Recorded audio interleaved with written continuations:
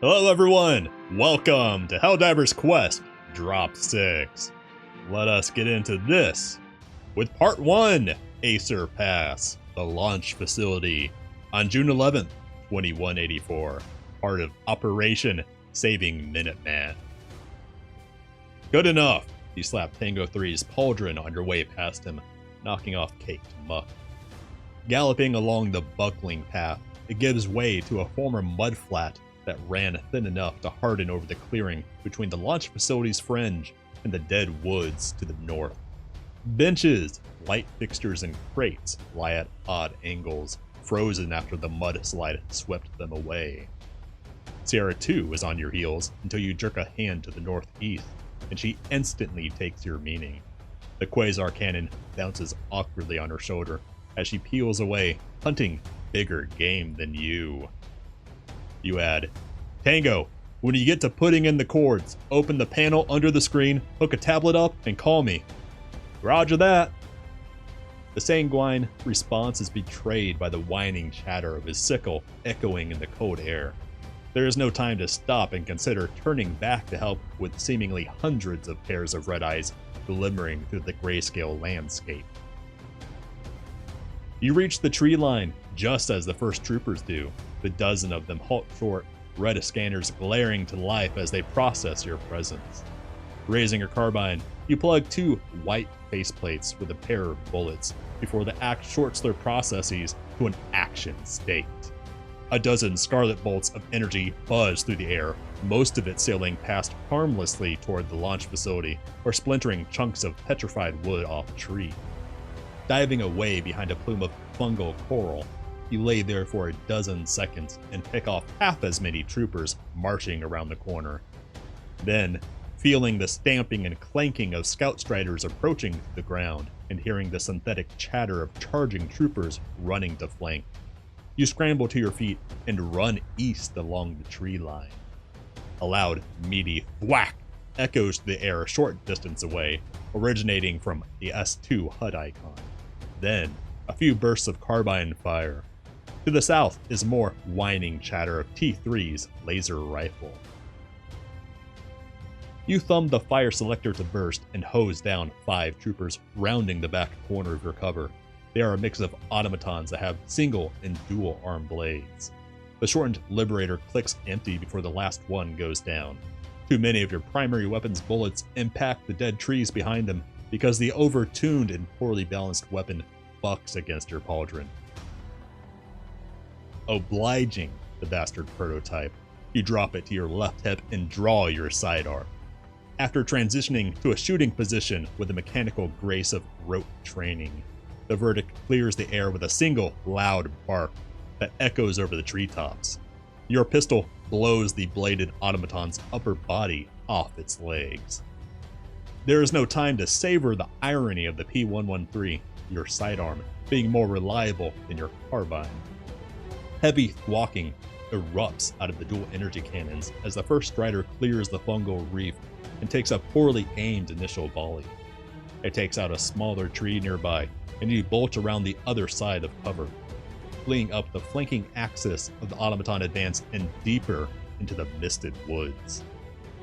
Contact with you ripples through the clanker host. With malign, centralized intent, the automatons veer away from the launch facility in a running pursuit of you. Part 2, back to Acer Pass, the Dead Woods. I'm telling you, when I say there's 2 blue wires striped white, there's 2 blue wires striped white. No, you yell back at Tango, taking your frustration out on the trooper in front of you by cracking the butt of your heavy pistol against its metal cranium, then drawing your single throwing knife, driving it under the automaton's chin to disconnect its motive column. One wire is blue striped with white, the other is white striped with blue, you explain in measured breaths, running for cover behind another tree where you can safely reload. Where you were becomes saturated by a volley of precise fire, followed by a rocket sailing over your shoulder and exploding your prospective cover into shrapnel. Tango roars into the comms link, his sickle chattering in the background. That's the same damn thing! You throw yourself to the right, escaping another volley of red energy, and find shelter behind a fungal reef topped by violet bloom. Well, what other cables are there? A yellow one, straight across the bottom. Picking yourself up along the parasitic growth, you change the empty magazine out of your verdict and pant out. Unplug top blue, right side and plug above. A thundering thwack drowns you out, but not as much as Sierra's victory cheers overcomes. Say again, Tango demands. Yellow, unplug the top blue's wire right side and plug it into the port directly above the yellow's right side. It'll cross over the middle blue. Forget the damn stripes. It worked! The screen changed. It's beeping. Why is it beeping? You must let the answer go for now as you slam a fresh magazine into your carbine, then immediately dump the entire mag, panicked, into a heavy destroyer's face as it turns the corner of your haven. Charlie, the damage, it's beeping. Local, grid, conversion, sequence, you explain in staccato, backpedaling through the dead woods, barking each word with a squeeze of the verdict's trigger. Each bullet pops the head off another bladed trooper rushing you. How many beeps in the tone? Another thwack echoes. You reload your pistol while sprinting. Charlie waits for Sierra's whooping to subside before calmly stating, 6. Damn annoying. What color is lighting up? Back under the screen, there should be 4 diamonds forming a bigger diamond. Getting distance from the horde, your blood stops pounding and allows you to better recall the ICBM control console's manual you looted and read last month. Blue. The bottom diamond is lit. Then add 6-2. You stop, mind and feet grinding to a halt in the dirt. The top diamond is blue. Nuh-uh. Top screen. You're looking at it upside down, you yell. 3 rockets blasting overhead and knocking down a tight grouping of smaller trees ahead of you as you race to link up with Sierra. Part 3. A tinny ringing penetrates your skull with no distinct source. Muffled thumps echo into your helmet from all around. Tinkling becomes a crashing thunder like rain on a tin roof. Your consciousness returns first with your stunned motor functions, prompting your body to begin righting and picking itself up instinctively. A hailstorm of dirt and small, rocky shards continues to pelt off your armor. Distantly, you are numbly aware as you watch your right hand grab a stem and jam it into the base of your neck. Then, with a single heartbeat, you become hyper-aware of your surroundings. The tinnitus clears, giving way to your pounding heart. The dull, lazy movements of your limbs tighten up. Your eyes flick around, racing to assess the situation. Thwack! Sierra misses the Hulk's eye because of it turning to track where your limp body was flung. Instead of a killing shot, the automaton heavy walker has its rocket slinging arm blown off in a reeling explosion. Without wasting a beat of your pounding heart, you lunge forth towards the damaged Hulk. Red laser bolts sizzle all around you from a crossfire of converging forces. Overhead, another flare is launched as you veer around the heavy walker's burning side. Skidding to a stop so hard that you fall to your ass and enter a foot-first sporting slide. You raise your Liberator carbine and dump its magazine into the sparking heat sinks, illuminating the Hulk's backside. The critical assembly lights up in electric flames, showering you with sparks and knocking you a few yards away before secondary explosions set off within the dying Hulk as it keels over. You only rise to your knee when a trio of belching jump packs ignite. Dropping the empty Liberator to your hip, you draw your verdict and swat 2 of the descending raiders out of their downward arcs. Their jump packs ignite, showering you with flaming metal bits as the third lands close enough. The backwash of its pack bakes your front. Rising to meet the challenger, you drive the base of your palm under the chin of the clinker's faceplate. While it is staggering back, you then grab its rapid-fire energy carbine, wrench it up at the automaton center mass, and force the trigger. Thwack!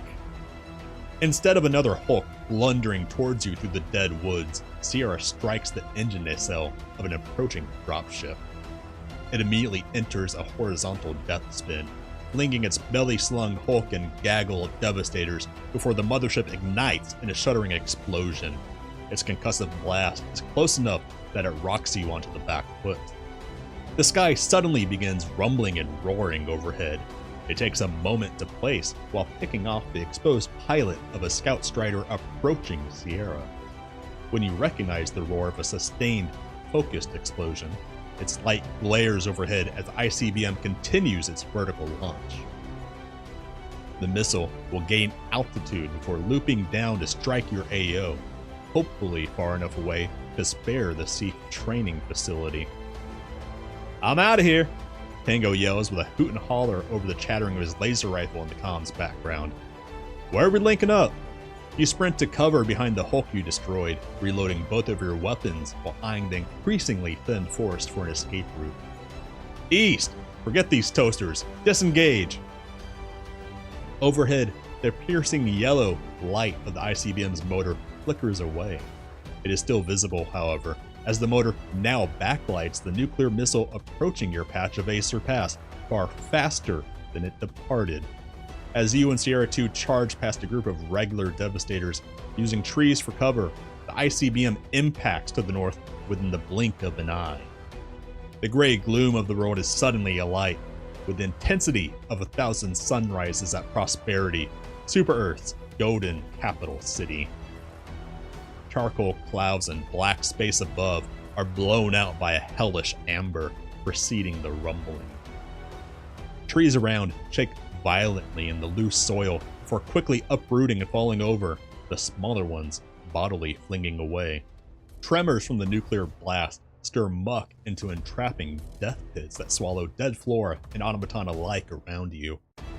Ashen dust clouds blown out from ground zero roar overhead with faster wind speeds than you can fathom, dimming the burning light. You and Sierra are forced to huddle up against a bedrock outcropping, riding out the explosion until it is safe to stand without being blown away. If Tango 3 translated the ICBM's target coordinates correctly, then it should have impacted a relatively safe distance to the northwest beyond automaton jammer and air defense objectives. There is no doubt that all of those have been destroyed, being reduced to smoking radioactive ash. You hope that the rising terrain those installations were built on will protect the SEAF base from the worst of the nuclear blast. From here, there are only two places to go for your mission. The SEAF training base itself to round up any survivors and attempt extraction, or to the old motor pool east of the main base, where the enemy salvage teams were intending to build mortars. It is time, once again, for the Managed Democracy ballots. Ballot 1, SEAF Base. Rally with the SEAF and Ministry of Truth survivors to effect an extraction as soon as possible. Or Ballot 2, Mortar Construction. Sabotage and stop the automatons from beginning their bombardment of the SEAF base. And the vote that won at the time was Ballot 1, the SEAF base. So I will see everyone next time for Helldivers Quest Drop 7, the finale. We will end this mission and finish the fight. Take care, everyone. Hope you enjoyed this. If you did, go ahead and like and subscribe. I will see everyone next time. Take care.